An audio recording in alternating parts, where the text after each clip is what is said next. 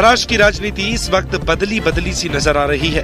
राज्य के सियासी कैनवस में अलग ही रंग देखने को मिल रहे हैं। एक दूसरे के धुर विरोधी देवेंद्र फडणवीस, उद्धव ठाकरे और शरद पवार के आपसी सुर बदले हुए दिखाई दे रहे हैं। सरकार और विपक्ष के बदले सुरों से सियासी गलियारों में तरह तरह की चर्चाएं तेज हो गई हैं।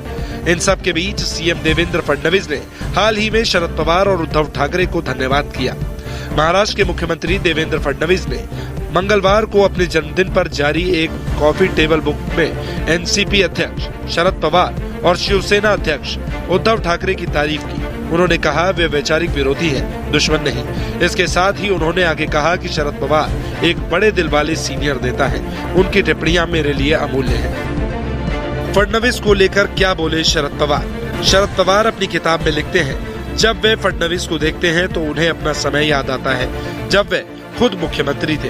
उन्होंने कहा फडणवीस की राज्य प्रशासन पर मजबूत पकड़ है। शरद पवार ने मजाकिया अंदाज में ये भी कहा, भारी होने की समानता कभी भी कड़ी मेहनत करने में बाधा नहीं बनी है। मुझे आश्चर्य है कि वे थकते कैसे नहीं हैं। इसके साथ ही शिवसेना यूबीटी अध्यक्ष उद्धव ठाकरे ने बुक में अपने लेख में फडणवीस को एक अध्ययनशील और लॉयल राजनेता बताया, जिन्होंने महाराष्ट्र में अपनी पार्टी को मजबूत करने में सफलता प्राप्त की है। आपको बता दें कि महाराष्ट्र में पिछले कुछ दिनों से राजनीति के अलग अलग रंग देखने को मिल रहे हैं। सीएम फडणवीस ने पिछले दिनों विधान भवन में उद्धव की वापसी को लेकर बात कही थी। इसके बाद दोनों नेताओं के बीच बातचीत भी हुई। यही कारण है कि महाराष्ट्र की राजनीति की चर्चा देश में हो रही है। राजनीतिक जानकारों की माने तो इस समय कुछ न कुछ पक रहा है, जिसका परिणाम आने वाले समय में दिख सकता है।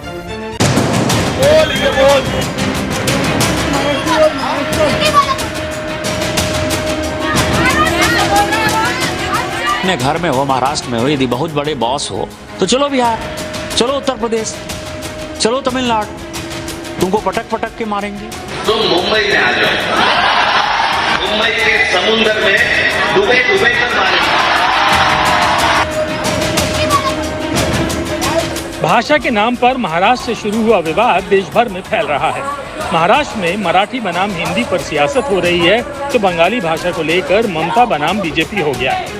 मतलब भाषा विवाद खतरनाक रूप से कम होने के बजाय बढ़ता ही जा रहा है।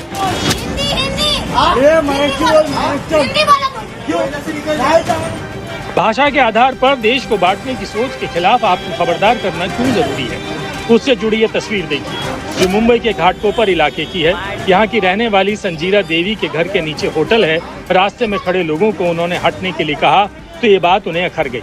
दोनों में कहा सुनी हुई जो सीधे हिंदी बनाम मराठी के विवाद में तब्दील हो गई।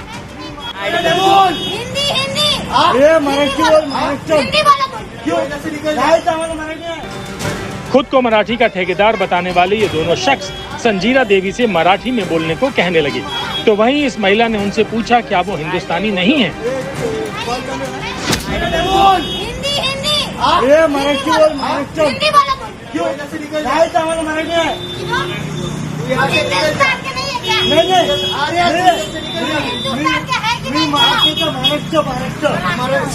बोलो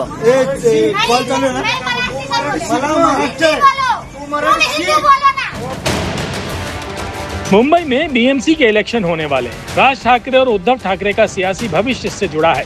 राज ठाकरे की तरफ से लगातार इस मुद्दे को गरमाया जा रहा है, जिसका खतरनाक असर देखने को मिल रहा है। इस वीडियो में एक महिला मराठी में बोलते हुए दूसरी महिलाओं से कहती सुनाई दे रही है, हमारे मुंबई में रहना है तो मराठी बोलो, नहीं तो बाहर निकलो।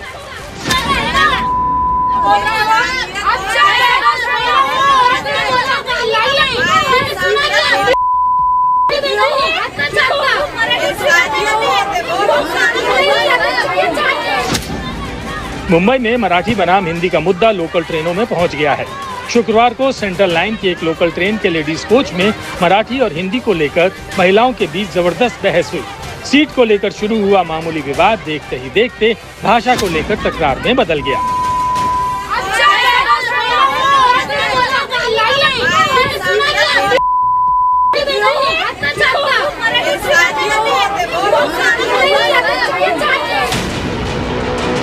सियासी फायदे के लिए भाषा को हथियार बनाने का खेल पश्चिम बंगाल में भी शुरू होता दिख रहा है, जहां ममता बनर्जी के भांजे अभिषेक बनर्जी ने ऐलान किया कि संसद सत्र के दौरान उनके सभी सांसद सिर्फ बंगाली भाषा बोलेंगे।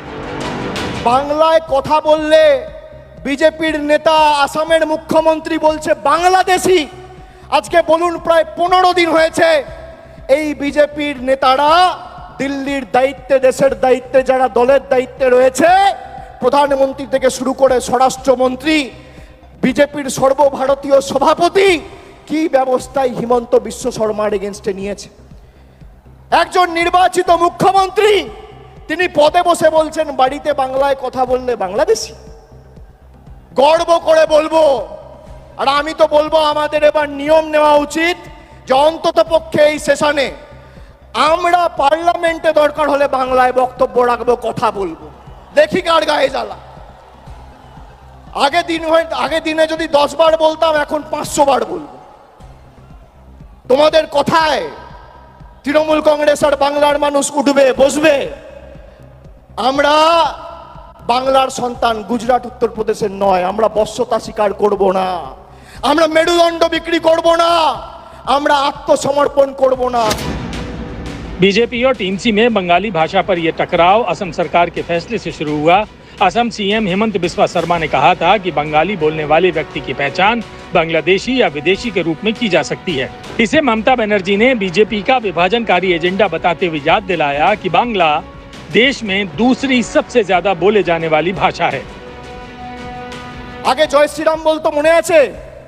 ঠেলায় না পড়লে বেড়াল গাছে ওঠে না। এখন বলছে জয় মা কালী, এখন বলছে জয় মা দুর্গা। আর আজকে আমার নাম দিয়ে লিখে রাখুন 21 জুলাই 2025। আমি বলছি 26-এর পর জয় বাংলা বলাবো, না বলাতে পারলে আমাদের ক্ষমতা নেই।